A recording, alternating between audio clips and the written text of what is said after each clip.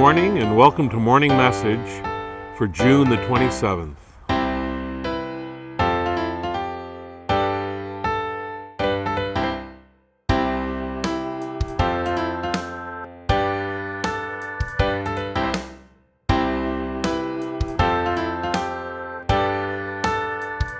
One of the things I think we tend to miss in reading the Gospels is what it might have been like to be with Jesus during the down times.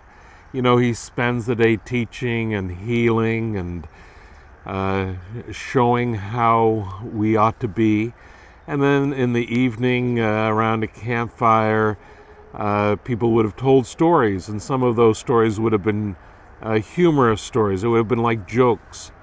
I think Jesus would have been a very good joke teller. One of the reasons I say that is because the parables, the method that Jesus chose to teach, work very much like jokes. They're familiar situations with a surprise, with some sort of twist. And it's usually there in the twist or the surprise that there's a teaching, there's something there for us to learn. We miss those things now, obviously, because we know those stories so well that the twists aren't surprises, because we've heard these jokes, we've heard these parables so many times before. So I think the best example of this is the story of the Good Samaritan. This acts like a joke. So Jesus tells the story that first of all, he's asked a question. Who is my neighbor?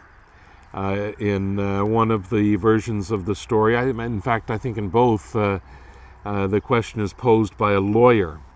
Who is my neighbor? And Jesus then tells the story of the Good Samaritan. And it's all familiar.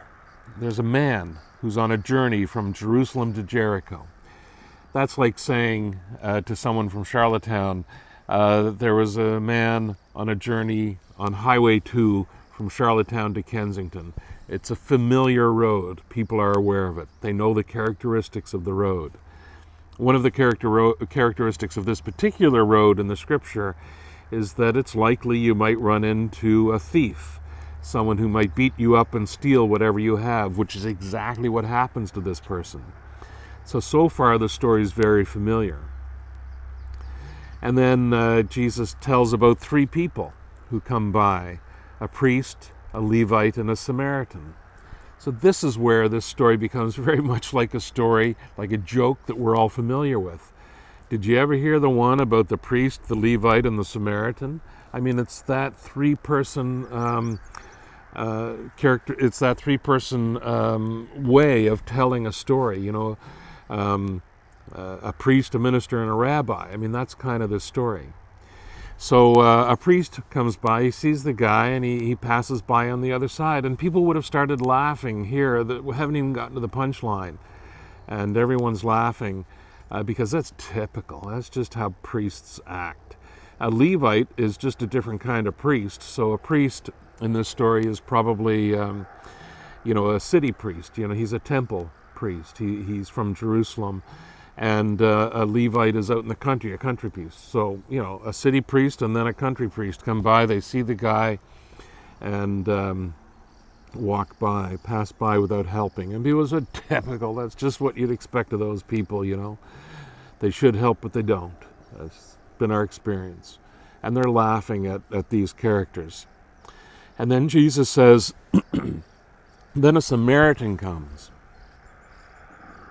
The laughter would have stopped, because this is the twist. This is something that this is just too much for people. Jesus, it's a swear word. The word Samaritan is like a swear word, right? He's not supposed to say this. So there's silence. Jokes are supposed to get laughs, but there's silence at this. Because Samaritans were like your idiot cousins.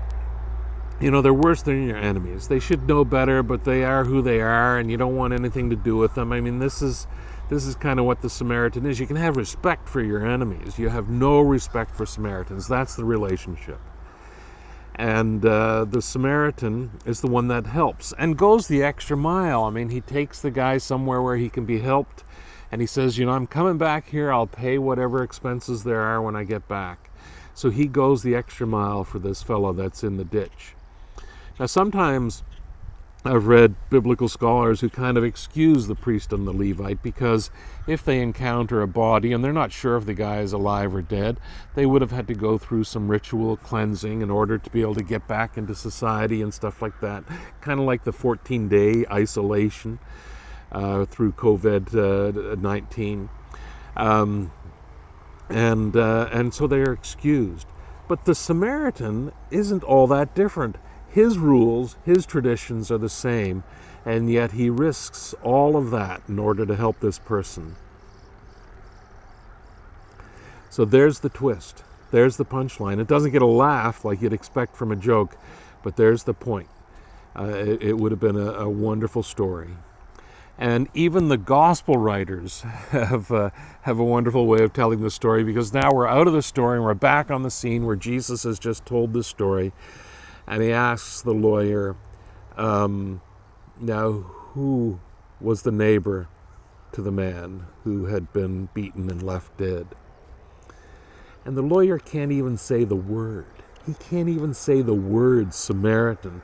That's how much he hates Samaritans. Can't even say the word. He kind of kicks the dust a little bit and looks kind of sheepishly and says, well, I guess if I got to say, it was the one who showed mercy. Couldn't even say the word Samaritan. This is a wonderful story.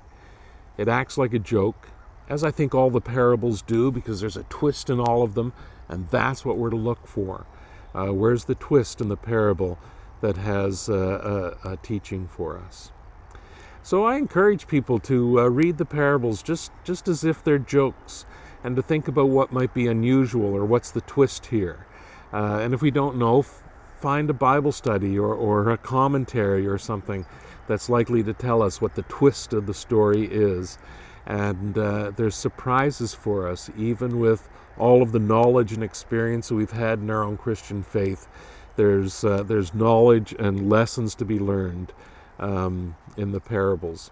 So I encourage you to look up the parables in Scripture, find commentaries, talk with people about them, look for those twists, look for those learnings. And for today, my hope and prayer for everyone is that you have a blessed day. Amen.